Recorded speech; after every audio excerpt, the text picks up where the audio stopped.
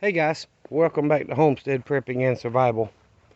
Take 2. I already tried doing this video and this raggedy phone didn't start recording till I was halfway through with my intro.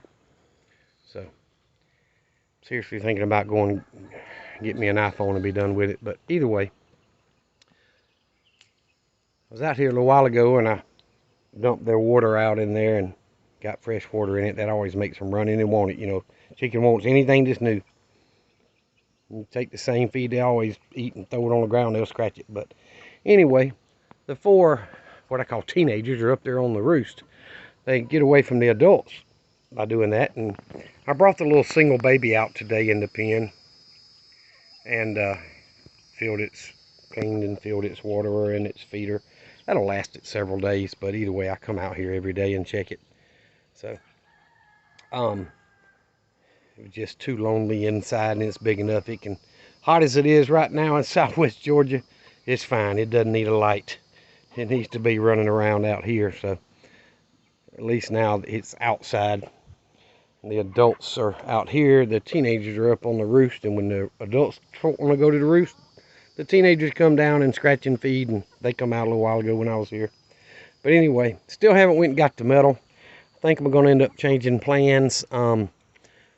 Not going to go get that from my brother, I don't think. I think I'm just going to go ahead and start the framing process. I got to clear off this side of the lean-to. All my tomato cages and things like that are up there. Bamboo poles, stuff. So I'm thinking, get out here to machete, knock that daggum privy down, and get the rest of this cleaned out, moved. There's not that much stuff in there anyway. And go ahead and tear this side down and take the metal and use that for the addition on this side. There's more than enough there for the roof and a little bit of side for it. Then I'll just wrap the rest with with chicken wire, because I've got plenty, and it may have a little bit of extra scrap metal there that I was going to use for the new lean-to on that side. So I finished the chicken pen and without having to go anywhere and get anything from anybody. And if I need to buy some metal, I may end up buying some, but it cost me a bunch to get that truck fixed. So what I call a bunch is, you know, almost 300 bucks. And worked out a deal with my buddy. But either way, I appreciate him fixing it and getting me back on the road. But, you know, oh yeah, do your business. Y'all see that? He's the 5-second master. Lord have mercy. There's a bunch of y'all's wives out there that go, hey, that's longer than she gets, but whatever. I'm joking, y'all. Oh, Lord. Y'all, the economy ain't gonna get no better. It's on that downhill spiral right now that can't be avoided, can't be undone. It's too late. Not even everybody's favorite couldn't get in office right now and fix the mess that we've got going. It's gonna crash. At some point in time, it's going to crash, and prices are going to continue rising. This Green New Deal is costing everybody thousands and thousands of dollars, and a lot of them are just too far gone to asleep to wake up and realize it. Let's see if I can zoom in right here and let y'all see something. Look right to the left of that fence post, right in the grass. I know you can't tell it, but right dead center of the picture, to the left of that post, about 15, 20 feet. That's zoomed in as far as my phone will. Rabbit sitting there. And normally when I come out armadillo hunting, maybe my finger was in the way, let's see. No, you still can't see him. I can see him with my naked eye, clearly. When I was young, I could put one in one side of his ear and out the other side from here, but anyway, every time I come out armadillo hunting, there's always 2 or 3 rabbits in the yard, and I don't shoot them. they're not causing any damage to my fruit trees or anything like that, so I'll leave them alone. I figure they're it's easy to store rabbit food when you just let it run free. Crap hits the fan. I can put a dozen in the doggone freezer pretty quick. Look at this, y'all. Look at that blueberry. It needs picking. And so does that one. And that one. The birds didn't beat me to those 3 or 4. I've still got a few left in there that not quite ready to be picked. I'll go wash these inside and eat them. Let's see what this bush has got. Well, a lot of pink and reddish ones. There's some blue ones. Maybe I'll get them before the birds do for a change. Little bitty handful. There's a lot more on this tree, a lot of green ones that haven't even started turning color yet, but anyway, I'll put them in my shirt pocket and I'll get them out when I get inside. Let's see if I can zoom in on some pears. Y'all see that? Pretty good size. About almost as big as a $1/2. There's 3 right there in the middle of the screen. I hope you can see it better than I can see on screen. There's some here. So, looking at my hand, see how much bigger that is. A little bigger than a quarter, not much. This tree's got a couple of dozen or more on it.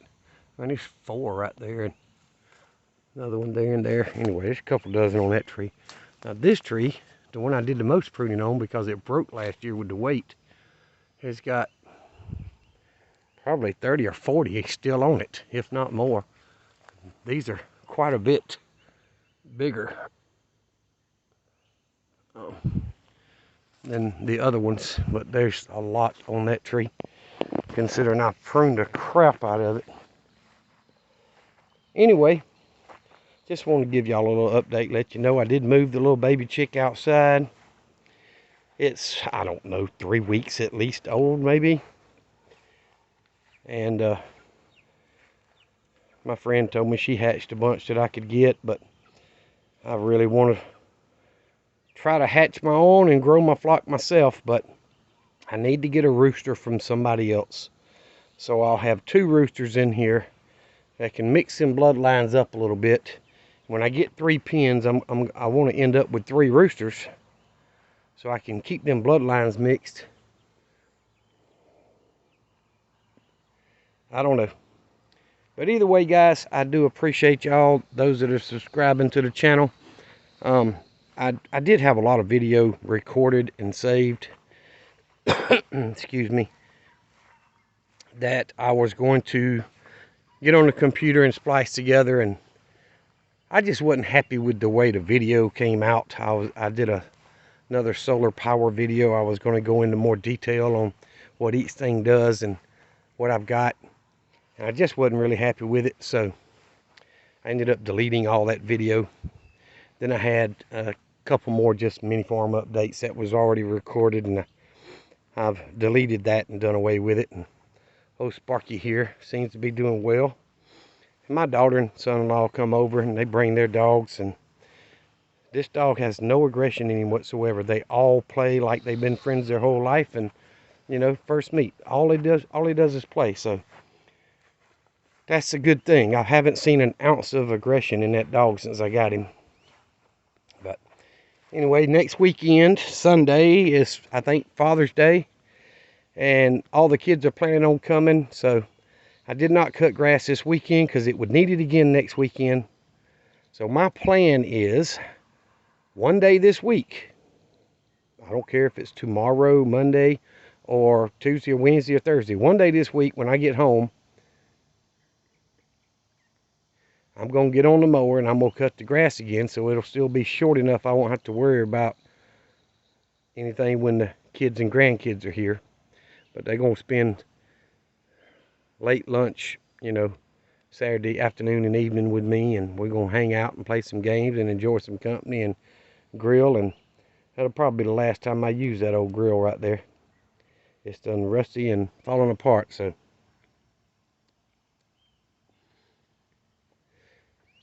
I cleaned my, y'all know I use window units. I don't have a central AC system like most people. Not because I can't, it's because I prefer not to. If crap hit the fan, I can run my window units off my solar. So anyway, I clean them usually a couple times a year. I got out and cleaned the coils today and started checking temp drop. And I did the one in this building, the one in the mini barn, and the 3 in the house. And all 5 of them are still working and running, but the one in the living room does not have the temp drop that it needs to have. The rest of them have great temp drops. The temperature that it's sucking in versus what it's putting out is how you tell whether an air conditioner is doing what it's supposed to do. Well, that's the easy way anyway, the simplest way. So I cleaned them and checked it, and that one in the living room doesn't have the temp drop it should, so I really need to replace it or take it to the shop and go through it and find out what's going on with it. But it's very old. I don't know if I'll do that or just go ahead and take it out and replace it, but I've rarely run that one unless it's above 95 degrees. The bigger unit in the kitchen, the one in my bedroom, keeps the house pretty comfortable.